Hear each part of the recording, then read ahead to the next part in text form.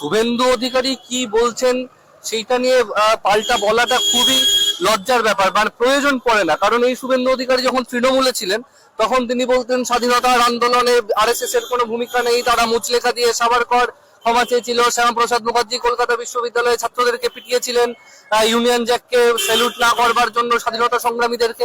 আবার সেই শুভেন্দু অধিকারী বিজেপিতে আসবার পরে এখন শ্যামাপ্রসাদ মুখার্জিকে হিরো বানাচ্ছে। এসএফআই কি আগামী দিনে তাদের অস্তিত্ব টিকিয়ে রাখতে পারবে? কারণ আমরা যাদবপুরেও দেখলাম গেট টপকে গেল এবিভিপি সেই রাত্রিবেলায়। এসএফআই এর অস্তিত্বই আছে, বরং আমাদের রাজ্যে এবিভিপির কোনো অস্তিত্ব ছিল না, আজকেও নেই।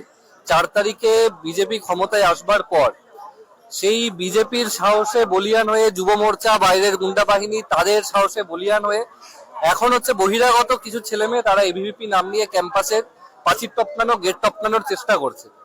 আদতে ক্যাম্পাসের ভিতরে ছাত্র আন্দোলনে, ছাত্র সংগঠনের ক্ষেত্রে এবিভিপি বলে গোটা রাজ্যের ক্যাম্পাসে কোথাও নেই।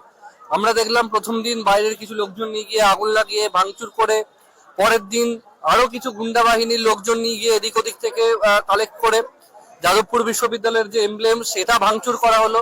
প্রকৃত ছাত্র হলে এই ঘটনা কেউ ঘটাতে পারতো না। এবিভিপির মধ্যে ছাত্র বলে কেউ নেই, বাইরের বাবা কাকা গুন্ডা বাহিনী আছে, তাদেরকে দিয়ে তারা এই সমস্ত কাজ করছে। কিন্তু জিতে যাওয়ার, রাজ্যে অন্তত জিতে যাওয়ার 100 দিন পেরিয়ে গেছে, কিন্তু ক্যাম্পাসের ভিতরে এখনো এবিভিপি তৈরি হয়নি বলেই বাইরের গুন্ডা বাহিনী দিয়ে আক্রমণ করবার চেষ্টা করা হচ্ছে। আসলে মেধার জায়গায়, আমাদের ক্যাম্পাসগুলো তো মেধা চর্চার জায়গা, মেধা চর্চার জায়গায় গাধাদের জায়গা হয় না বলেই এবিভিপি রাজ্যের ক্যাম্পাসগুলোর কোথাও কোনো জায়গায় কোনো অবস্থানেই নেই।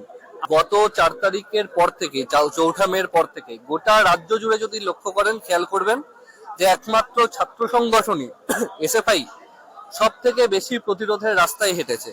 যেখানে যেখানে গণতন্ত্রের ওপর, গণতান্ত্রিক পরিসরের ওপর আক্রমণ হয়েছে, সেখানে সেখানে এই আরএসএস এর গুন্ডা বাহিনীর বিরুদ্ধে এসএফআই প্রতিরোধের মেজাজে চালিয়ে খেলেছে।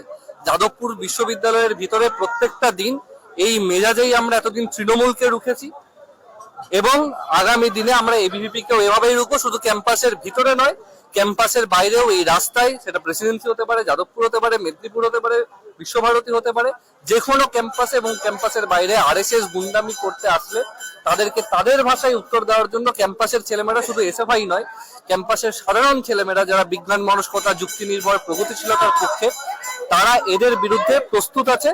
আরএসএস বিজেপিকে বুঝে নেওয়ার জন্য বাংলার ছেলেমেয়েরা তৈরি আছে। ওরা এসে দেখুক, তার পাল্টা যেভাবে যা ভাষায় বলার দরকার সেই ভাষাতেই বলা হবে। এই নতুন সরকার যদি কালকেই ডিক্লেয়ার করে যে কলেজ বিশ্ববিদ্যালয়ে ছাত্র সংসদ নির্বাচন হবে, এসএফআই থাকতে পারবে, মানে তাদের সামনে দাঁড়াতে পারবে?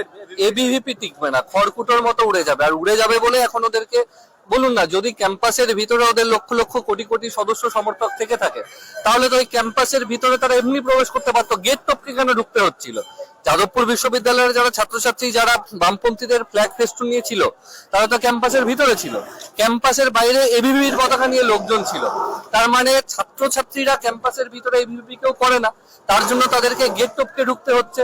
মেধা চর্চার জায়গায় গাধাদের জায়গা নেই, তাই তারা এইভাবে ঢুকতে হচ্ছে। ভোট, আমরা তো বলছি নির্বাচন করুন, নির্বাচন করলে প্রমাণিত হয়ে যাবে বাংলার প্রত্যেকটা প্রান্তে ছাত্রছাত্রীরা কাদের পক্ষে। আজকে 24 তারিখ, গত এক মাস আগে গত 24 তারিখ এই কলকাতায় ধর্মতলার বুকে প্রমাণ হয়ে গেছে বাংলার ছেলেমেয়েরা কাদের পক্ষে আছে। এমন আন্দোলনের স্পিরিট, সেই আন্দোলনের ফলে তার পরের দিন ধর্মেন্দ্র প্রধানকে রিজাইন করতে হলো। আমরা বলছি যাদবপুর যে ঘটনাটা ঘটিয়েছে লেজে গোবরে হয়ে আছে, তার জন্য সর্বরী মুখার্জিকে ক্ষমা চাইতে হচ্ছে। প্রথমে বললেন যাদবপুরে তাণ্ডব করব, তারপরের দিন বলছে না না, আমি তাণ্ডব করতে চাইনি, আমি ভুল বলেছি, আমি ক্ষমা চাইছি, অন্যভাবে বলা হচ্ছে, বোঝানো হচ্ছে। তাহলে তাদেরকে ব্যাক গিয়ারে আসতে হচ্ছে। এসএফআই ফ্রন্ট গিয়ারে খেলছে, চালিয়ে খেলছে। ছাত্র ভোট হলে এই চালিয়ে খেলার তীব্রতা আরো বেশি বাড়বে। এই ধরনের কথা, মানে শুভেন্দু অধিকারী কি বলছেন সেইটা নিয়ে পাল্টা বলাটা খুবই লজ্জার ব্যাপার, মানে প্রয়োজন পড়ে না। কারণ এই শুভেন্দু অধিকারী যখন তৃণমূলে ছিলেন তখন তিনি বলতেন স্বাধীনতার আন্দোলনে আরএসএস এর কোনো ভূমিকা নেই, তারা মুচলেখা দিয়ে সাভারকর ক্ষমা চেয়েছিল, শ্যামাপ্রসাদ মুখার্জি কলকাতা বিশ্ববিদ্যালয়ে ছাত্রদেরকে পিটিয়েছিলেন ইউনিয়ন জ্যাককে স্যালুট না করবার জন্য স্বাধীনতা সংগ্রামীদেরকে। আবার সেই শুভেন্দু অধিকারী বিজেপিতে আসবার পরে এখন শ্যামাপ্রসাদ মুখার্জিকে হিরো বানাচ্ছে। সুতরাং এরা কখন কি বলে, কোন অবস্থায় থেকে বলে, এদের জবাব দেওয়ার প্রয়োজন নেই, তাগিদ নেই কোনো। কারণ এরা নিজেদের বক্তব্যে দাঁড়িয়ে থাকতে পারেন না। এরা একবার নরেন্দ্র মোদীদেরকে হচ্ছে চোর বলে, তারপর নরেন্দ্র মোদীদের পায়ের তলায় গিয়ে পড়ে। একবার মমতা বন্দ্যোপাধ্যায়ের পায়ের তলায় গিয়ে হচ্ছে প্রণাম করে, তারপরে মমতা বন্দ্যোপাধ্যায়কে চোর বলে। কিছুদিন আগে বলে যে অভয়ে আমরা ভুলিনি, তারপর তার মন্ত্রিসভার সদস্য তিনি বর্ধমান মেডিকেল কলেজ থেকে অভয়ের আন্দোলনের দেওয়াল মুছে ফেলতে বলেন। সুতরাং এরা কোথায় কি বলে তার প্রত্যুত্তর দেওয়ার সময় আমাদের নেই। আমরা বিশ্বাস করি আরএসএস বিজেপির যদি তেজ বাড়ে, তার ভোল্টেজ কিভাবে কমিয়ে দিতে হয় সেটা আমাদের জানা আছে। ক্যাম্পাস থেকে রাস্তাঘাটে সেই লড়াই আমরা বুঝে নেব। শুভেন্দু অধিকারীদেরকে বাংলার ছেলেমেয়েরা খুব একটা পাত্তা দিচ্ছে না। ধর্মেন্দ্র প্রধানকে ইস্তফা দেওয়া করিয়ে বাধ্য করিয়ে ছেড়েছি। এরা তো অনেক বাচ্চা কাচ্চা আছে, সবে নতুন নতুন এসেছে। ছাত্র আন্দোলনের যে আজ, সেই আজ আগামী দিনে আরো তীব্র হবে এবং সেটা তারা বুঝতে পারবে।